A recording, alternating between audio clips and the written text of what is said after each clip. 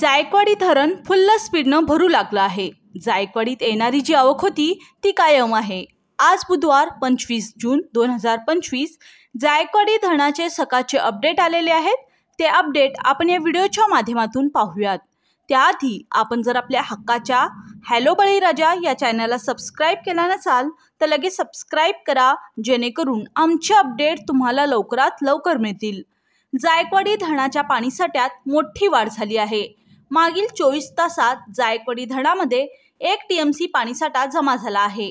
आज सकाळच्या अपडेटनुसार जायकवाडी धरणाचा एकूण पाणीसाठा हा 53.92 टीएमसी इतका झाला आहे।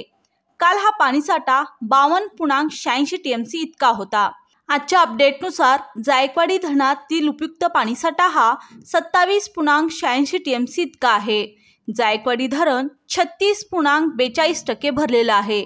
मागील 24 तासात जायकवाडी धरण 2% वधारलं आहे।